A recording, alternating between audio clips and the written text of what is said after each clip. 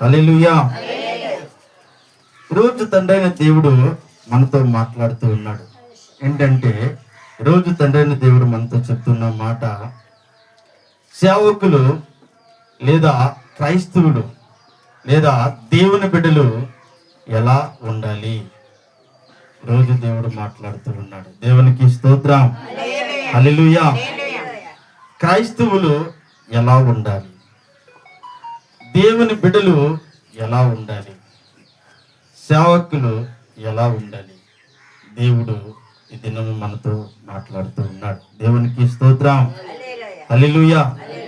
ఎలా ఉండాలంటే ఒకసారి సామెతలు 28వ అధ్యాయము 1వ వచనంలో ఒకసారి చూసినట్లయితే, ఎవడును తరమకుండనే దేవునికి స్తోత్రం. హల్లెలూయా.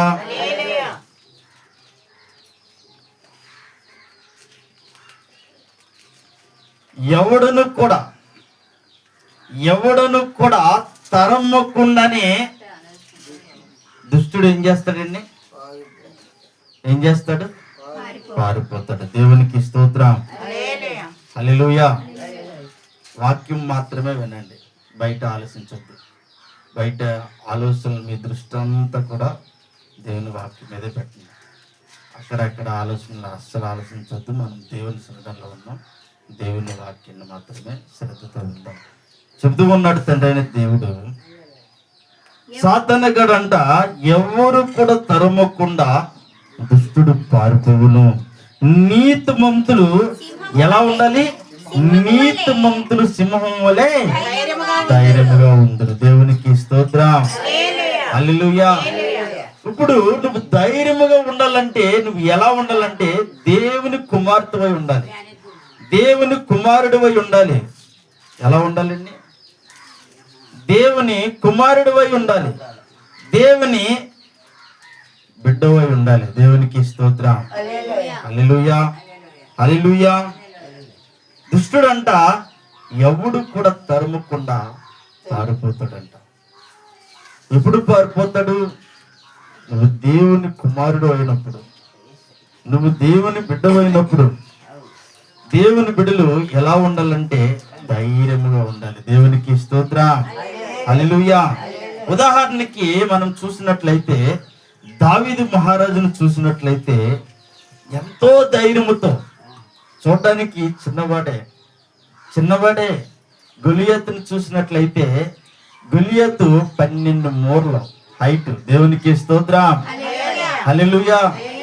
ఈ యొక్క దావీదు చిన్నవాడైనప్పటికీ కూడా దావీదుతో ఎవరున్నారంటే తండ్రి దేవుడు ఉన్నాడు. ఈరోజు నీతో ఎవరు ఉండాలి? ఈరోజు నువ్వు ఎవరి ఆత్మతో నింపబడాలి? నువ్వు ధైర్యంగా ఉండాలంటే ఒక్కొక్క సమయంలో నాకు ఎవరు లేరు, నేను ఒంటరినే కదని ఫీల్ అవుతూ ఉంటాం. అలాంటి సమయంలో నువ్వు ఎలా ఉండాలంటే దేవుని కృపతో నింపబడాలి, దేవుని ఆత్మతో నింపబడాలి, దేవుని ప్రణాళికతో నింపబడాలి.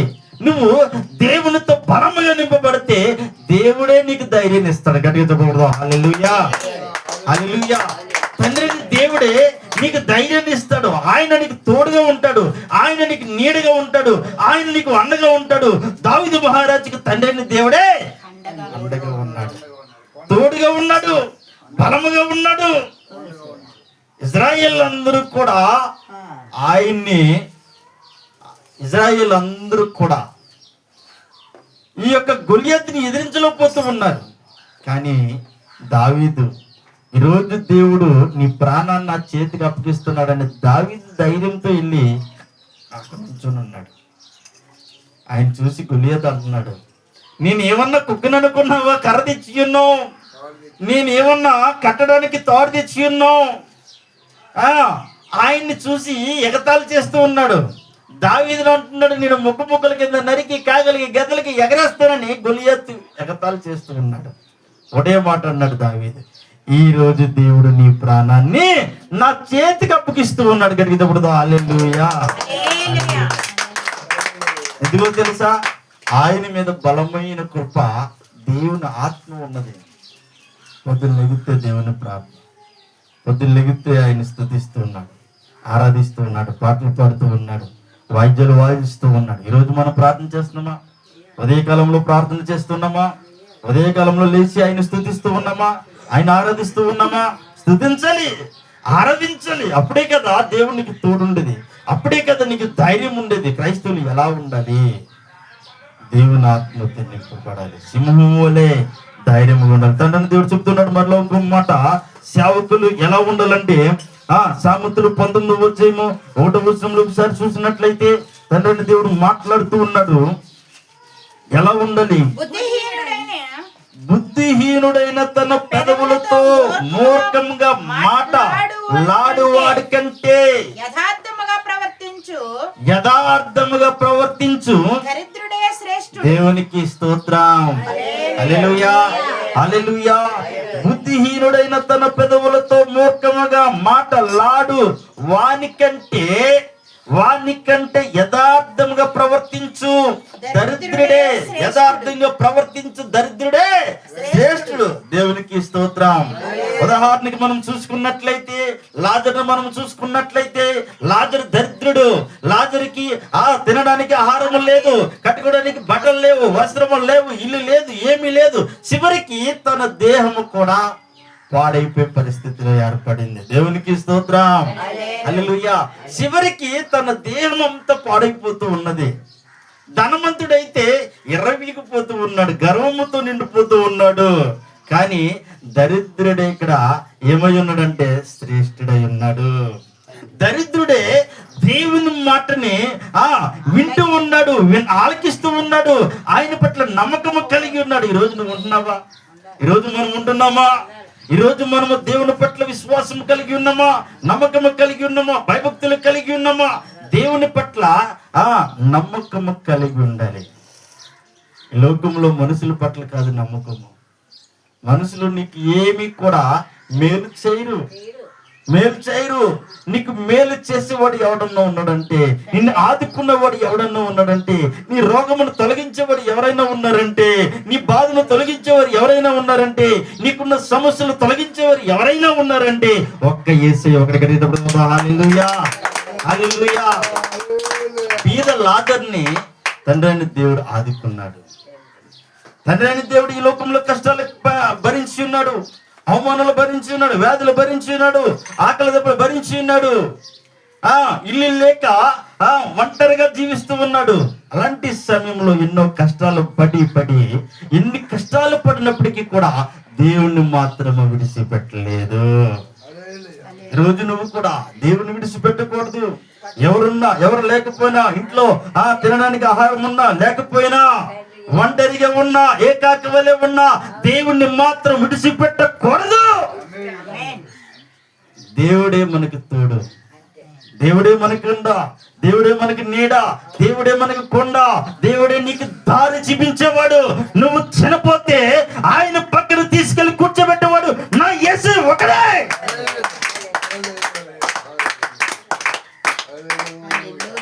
లాజరుకి అబ్రహాము రొమ్మును చోటిచ్చాడు. ఆయన ఎక్కడండి? అబ్రహాము రొమ్మును చోటిచ్చాడు. ఈరోజు నీకు నాకు తండ్రి అయిన దేవుడు అదే స్థలంలో చోటు ఇవ్వాలి. అలా ఇవ్వాలంటే మనం ఏం చేయాలి? చూడండి ఆ మాట కిందని, ఆ మాట చూడండి. యథార్థముగా ప్రవర్తించు దరిద్రుడే శ్రేష్ఠుడు. మనం ఇప్పుడు ఎలా ప్రవర్తించాలి? యథార్థంగా, న్యాయముగా, ధర్మముగా, నీతిగా, అన్యాయము లేకుండా, మోసము లేకుండా, ఏ యొక్క కిలంకులు లేకుండా, ఒకరి మీద ఒకరు నిందలు వేయకుండా, అపహాసించకుండా, ఎత్తులను చూసి నవ్వకుండా, ఇలాంటివన్నీ మానివేసి యథార్థంగా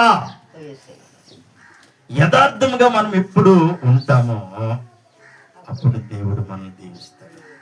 ఏం చేస్తాడండి?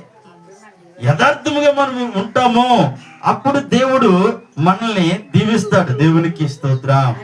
హల్లెలూయా. ఈరోజు తండ్రి దేవుడు ఇంకొక మాట సెలవిస్తున్నాడు. సామెతలు అధ్యాయము 15వ వచనం 8వ వచనంలో ఒకసారి చూసినట్లయితే దేవుడు మనతో మాట్లాడుతూ ఉన్నాడు. ఆయన అంటున్నాడు, 8వ వచనము, భక్తిహీనులు అర్పించు బలులు యెహోవాకు యథార్థవంతుల ప్రార్థన ఆయనకు ఆనందకరము. దేవునికి స్తోత్రం. హల్లెలూయా. ఏమంటున్నాడంటే ఆయనకి ఇష్టం లేని వారు అర్పణలంట ఆయన తీసుకోడు. దేవునికి స్తోత్రం. హల్లెలూయా, హల్లెలూయా. యథార్థముగా చూడండి, యథార్థవంతులు ప్రార్థన ఆయనకి ఆనందకరము. ఈరోజు నువ్వు యథార్థముగా ప్రార్థన చేయాలి, యథార్థముగా దేవుణ్ణి అడగాలి. అప్పుడు తండ్రి దేవుడు నీకు ఇస్తాడు. దేవునికి స్తోత్రం. హల్లెలూయా. ఉదాహరణకి మనం చూసుకున్నట్లయితే సుంకరు పరిసయ్యుని చూసుకున్నట్లయితే సుంకరు ఎలా ప్రార్థన చేశాడు, పరిసయ్యుడు ఎలా ప్రార్థన చేశాడు మనం చూసినట్లయితే పరిసయ్యుడు తనకి తాను హెచ్చించుకునేవాడు. ఏం చేసి ఉన్నాడండి? పరిసయ్యుడు తనకి తను హెచ్చించుకున్నవాడు. నేను రోజుకి 7 మార్లు నేను ప్రార్థన చేసేవాడిని, నీకు కానుకలు అర్పించేవాడిని, ఫస్ట్ గా బలి అర్పణలన్నీ నీకే ఇచ్చేవాడిని. తాను హెచ్చించుకుంటూ ప్రార్థన చేసేవాడు. దేవునికి స్తోత్రం. హల్లెలూయా. పరిసయ్యుడు ఎలా ప్రార్థన చేసేవాడండి? హెచ్చించుకుంటూ దేవుని దగ్గర తగ్గింపు జీవితము లేనే లేదు. దేవునికి స్తోత్రం. తనకు తను హెచ్చించుకుంటూ దేవుణ్ణి ప్రార్థించేవాడు. కానీ సుంకరైతే ఎలా ప్రార్థన చేశాడు తెలుసా? వచ్చి దేవుడి సన్నిధానానికి వచ్చాయా, నీ వైపుకు ప్రభువా నేను కనులెత్తడానికి కూడా సరిపోలేనంటు వాడిని తండ్రి అని తన యొక్క గుండెలు బాదుకొని వ్యాధులతో వేడుస్తూ, అయ్యా నేను పాపుని తండ్రి, నన్ను క్షమించు నాయనా, నా రోగమును ప్రభు స్వస్థపరచు నాయనా, ఇదిగో నా శ్రమను తీసివేయండి, నా బాధను తీసివేయండి, నీ వైపు కళ్ళెత్తి నేను ప్రార్థించడానికి కూడా యోగ్యుని కాను తండ్రి అని అడుగుతూ ఉన్నాడు. దేవునికి స్తోత్రం. రోజు మనం ఎలా ప్రార్థన చేయాలి? లోన ఒకటి పైన ఒకటి కాదు, లోన పైన 2 ఒకటే ఉండి యథార్థంగా ప్రార్థన చేయాలి. దేవునికి స్తోత్రం. పెదవులతో కాదు ఆయన స్తుతించడం, హృదయముతో ఆయన స్తుతించాలి, హృదయముతో ఆయన ఆరాధించాలి, హృదయముతో ప్రార్థన చేయాలి. దేవునికి స్తోత్రం. హల్లెలూయా. యథార్థంగా నువ్వు ప్రార్థన చేస్తే నీ ప్రార్థన తండ్రిని దేవుడు ఆలకిస్తాడు. యథార్థంగా నువ్వు ప్రార్థన చేస్తే నువ్వు ఏది అడిగితే అది ఆయన ఇస్తాడు. దేవునికి స్తోత్రం. ఏం చేస్తాడండి? నువ్వు ఏది అడిగితే నా తండ్రిని దేవుడు అది ఖచ్చితంగా ఇస్తాడు. నువ్వు నమ్మిన ఎడలా, నువ్వు విశ్వాసించిన ఎడ, నువ్వు నమ్మకము కలిగి ఉండిన ఎడలా. దేవునికి స్తోత్రం. నా తండ్రిని దేవుడు అదే చెబుతున్నాడు. యథార్థవంతులు ప్రార్థన ఆయనకి ఎంతో సంతోషం అంట. చూడండి, ఆయనకి ఎంతో సంతోషము. నువ్వు యథార్థంగా ప్రార్థన చేస్తే, ఉదయం లేచి ప్రార్థన చేస్తే ఆయనకి ఎంతో ఇష్టమంట, ఎంతో ఇష్టమంట. దేవునికి స్తోత్రం. ఎంతో సంతోషం అంట. ఈరోజు నువ్వు ఎలా ఉండాలి? దేవుని బిడ్డలు ఎలా ఉండాలి?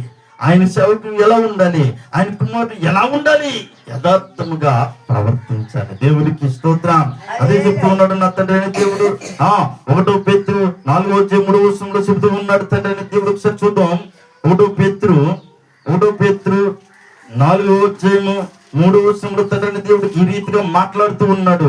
మనము పోకిరీ చేష్టలు, దురాశలు, మద్యపానము, అల్లరితో కూడిన ఆటపాటలు, త్రాగుబోతుల విందులు, చెయ్యదగినవి విగ్రహ పూజలు మొదలైన వాటి యందు నడుచుకొనుచు అన్యజనుల ఇష్టము నెరవేర్చుచుండుటకు గతించిన కాలమే చాలును. అపరిమితమైన ఆ దుర్యాపారములందు తమతో కూడా మీరు పరిగెత్తకపోయినందుకు వారు ఆశ్చర్యపడుచు మిమ్మును దూషించుచున్నారు. దేవునికి స్తోత్రం. హల్లెలూయా, హల్లెలూయా. తన బిడ్డలంట అల్లరపుతో కూడిన ఆటపాటలో ఉండకూడదంట. ఇంకేలండి, పోకిరీ చేష్టలో కానీ, మద్యపానం చేసే వారి దగ్గర కానీ చెబుతూ ఉన్నాడు. వారి విందుల్ని మనం స్వీకరించకూడదని దేవుడు స్వయంగా మాట్లాడుతూ ఉన్నాడు. దేవునికి స్తోత్రం. హల్లెలూయా. ఉదాహరణకి ధనవంతుడు చూసుకున్నట్లయితే, ధనవంతుడు రోజు తాగుతూ నా ప్రాణమా తినుము, సుఖించుము, హాయిగా జీవించుము. దేవునికి స్తోత్రం. హాయిగా జీవిస్తున్నాడు ఎక్కడ? అగ్నిగుండంలో. ఈరోజు మనము కూడా ఈ చేష్టలకి అలవాటు పడితే, ఈ చేష్టలకి మనం అలవాటు పడితే మనం ఎక్కడ ఉంటాం? తిన్నగా అగ్నిగుండంలో ఉంటాం. దేవునికి స్తోత్రం. అందుకే చెబుతూ ఉన్నాడు తండ్రి దేవుడు. ఒక ప్రకటన గ్రంథము 2వ అధ్యాయము 10-11 వచనంలో ఒకసారి చూసినట్లయితే తండ్రి దేవుడు చెబుతూ ఉన్నాడు. ఒకసారి వినండి. ఒకసారి 2వ అధ్యాయము 10వ వచనము 11వ వచనం దాకా చూద్దాం. ఇదిగో మీరు శోధింపబడినట్లు అపవాది మీలో కొందరిని చెరలో వేయింపబోచున్నాడు.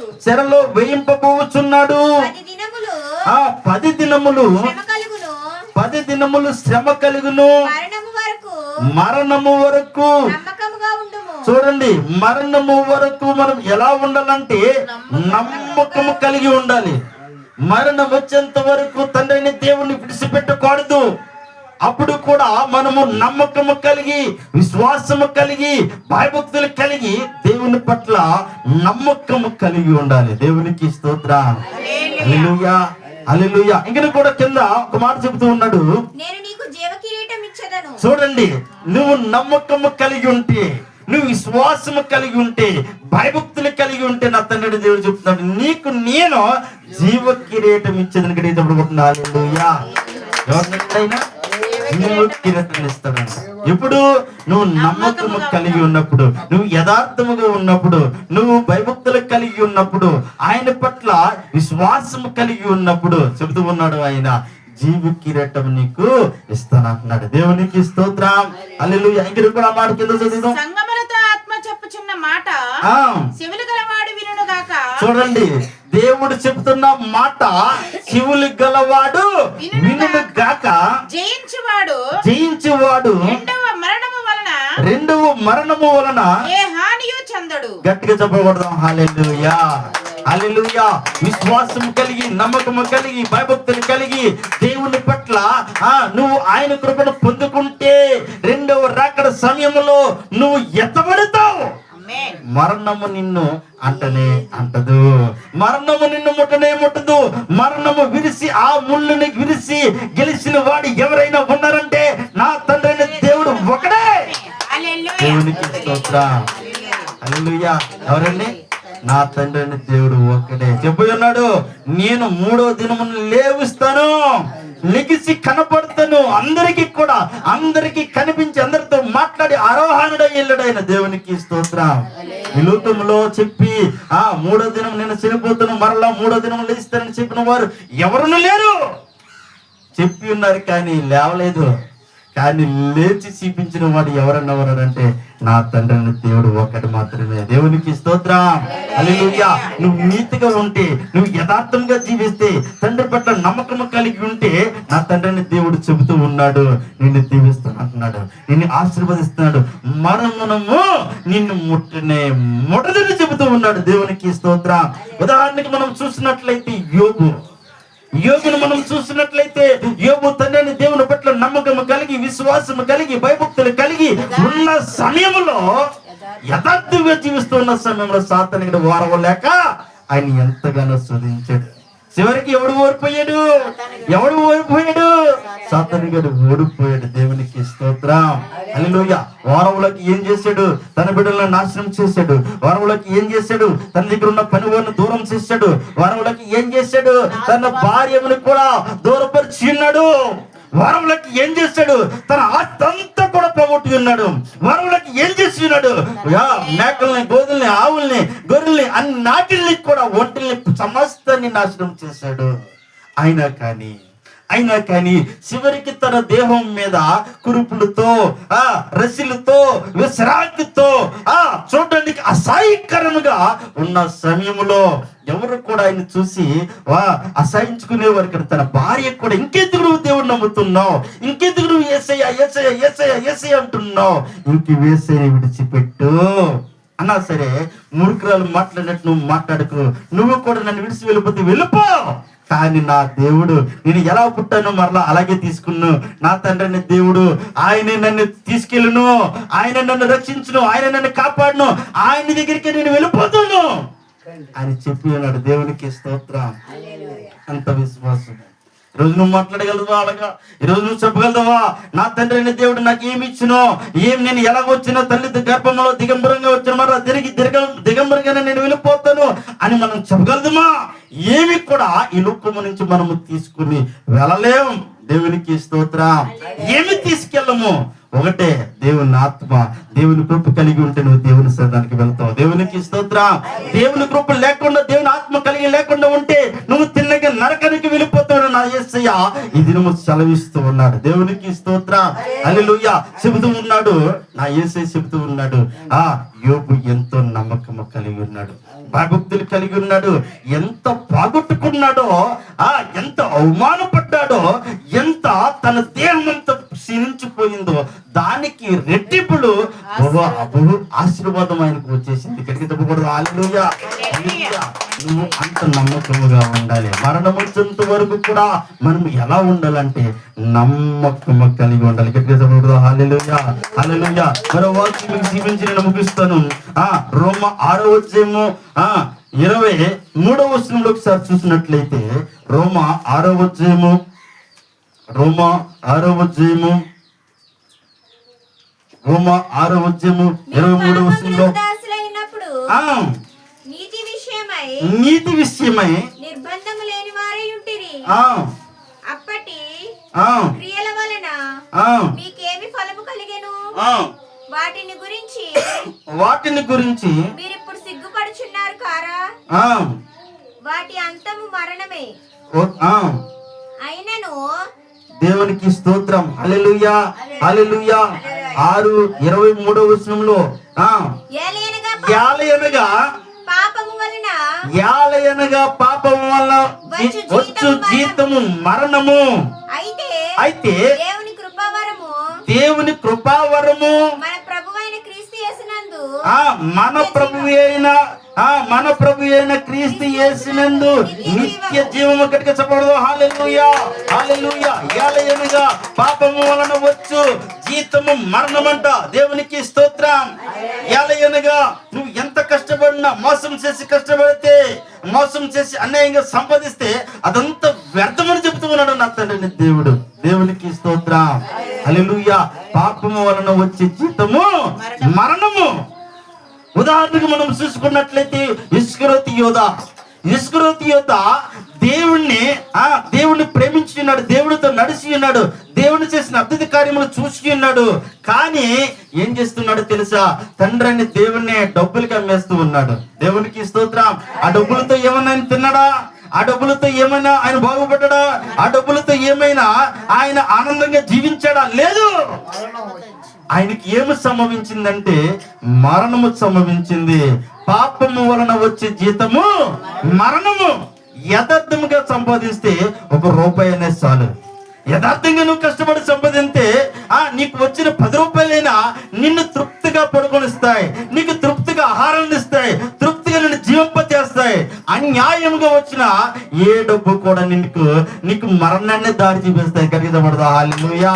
హల్లెలూయా. అందుకే చెబుతూ ఉన్నాడు నా తండ్రి అయిన దేవుడు, యాలయనగా పాపము వలన వచ్చు జీతము మరణము. అయితే దేవుని కృపావరము మన ప్రభు అయిన యేసుక్రీస్తునందు ఏమని చెప్తున్నాడండి? మన ప్రభు అయిన యేసుక్రీస్తునందు ఏముంటదంటే నిత్య జీవము. ఆ జీవము నువ్వు ఈరోజు పొందుకుంటావా? చెప్పండి. ఆ జీవం నీకు కావాలా? ఆ ఆత్మ నీకు కావాలా? నువ్వు ఈ రోజు చెబుతూ ఉన్నాడు తండ్రి అయిన దేవుడు, దేవుని బిడ్డలు ఎలా ఉండాలి? యథార్థముగా జీవించాలి, నమ్మకము కలిగి ఉండాలి, భయభక్తులు కలిగి ఉండాలి. రోజు చెబుతూ ఉన్నాం. దావీదుని చూపించాడు తండ్రి అయిన దేవుడు, యోబుని చూపించాడు, లాజరుని చూపించాడు, ఇస్కరియోతుని చూపించాడు, సుంకర్ని పరిసయ్యుని చూపించాడు. ఎవరు యథార్థంగా జీవించారు? ఎవరు తండ్రిని దేవుని కృపను పొందుకున్నారు? ఎవరు తండ్రిని ఆత్మను పొందుకున్నారు? ఎవరు తండ్రిని దేవునితో నడుచుకున్నారు? ఎవరు మరణము తెచ్చుకున్నారు? నా ప్రియ కుమారుడా గమనించు. రోజు ఆయన జీవనం పొందాలంటే, ఆయన ఆత్మను పొందాలంటే అందరూ కూడా భయభక్తులు కలిగి, దేవుని పట్ల విశ్వాసం కలిగి, నమ్మకం కలిగి ఉందామా? ఉండనన్న వీళ్ళందరూ కూడా తల్లొచ్చిన ప్రార్థన చేసుకుందాం. స్తోత్రం స్తోత్రం స్తోత్రం రాజా. ఓ దేవా మీకు వందనములు తండ్రి, ఓ గొప్ప దేవా మీకు వందనములు తండ్రి, ఓ సర్వశక్తుడా మీకు వందనములు తండ్రి. ఇదిగో రాజా నువ్వు చెప్తూ ఉన్నావు నాయన. ఆయన నీ బిడ్డలు ఎలా ఉండాలని మాట్లాడుతూ ఉన్నావు. నీ బిడ్డల భయభక్తులు కలిగి ఉండాలని చెబుతూ ఉంటావు ప్రభా. సింహంలో ధైర్యంగా ఉండాలని చెబుతూ ఉన్నావు ప్రభా. ఇదిగో రెండో రాకడ ప్రభా, మరణం అంటకుండా నేను నిన్ను కాపాడుతాను, యథార్థముగా ఉండు నా ప్రియ కుమారుడు, నా ప్రియ కుమార్తె అని చెప్తూ ఉన్నావు నాయన. అయ్యా ఇదిగో నైనా మేము యథార్థంగా జీవించడానికి నమ్మకము కలిగి భయభక్తులు కలిగి ఇదిగో నీ పట్ల విశ్వాసం కలిగి ప్రభువా ఉండడానికి మీరే కృప చూపించమని ప్రార్థన చేస్తూ ఉన్నాం రాజా. అయ్యా మా ప్రార్థన వినండి ప్రభా, నా ప్రార్థన ఆలకించండి తండ్రి. ఇంతవరకు ప్రభా ఎంతో అమూల్యమైన మాటలు ప్రభా మీరుండి మాట్లాడారు, మీ బిడ్డలతో మాట్లాడారు ప్రభా. విన్న వాక్యాన్ని సాధన కూడా ఇదిగో శోధించకుండా పట్టిపోకుండా ప్రభా ఇదిగో బిడ్డలు హృదయంలో దాచుకునే కృపని మీరే దయచేయమని ప్రార్థన చేస్తున్నాం రాజా. మా ప్రార్థన పాదస్తునికి చేర్చుకుని విన్న వాక్యము ప్రభనైన బిడ్డల హృదయంలో భద్రపరుచుకునే కృపను మీరే దయచేయమని ఇదిగో చేస్తూ ఉన్న ప్రార్థన పాదస్తునికి చేర్చుకుని వచ్చిన బిడ్డలందరినీ కూడా ప్రభా పేరు పేరు చెప్పి మీరే దీవించి ఆశీర్వదిస్తారని నదిలని యేసయ్య క్రీస్తు ప్రభుత్వంలోని అడిగి వేడుకుంటున్నాము తండ్రి. ఆమేన్, ఆమేన్, ఆమేన్. మనమందరూ కూడా అలాగే ప్రార్థనలో ఉందాం. ఈ సమయంలో తండ్రి దేవుడు మనల్ని దీవించి ఆశీర్వదిస్తాడు. ప్రార్థన చేద్దామండి.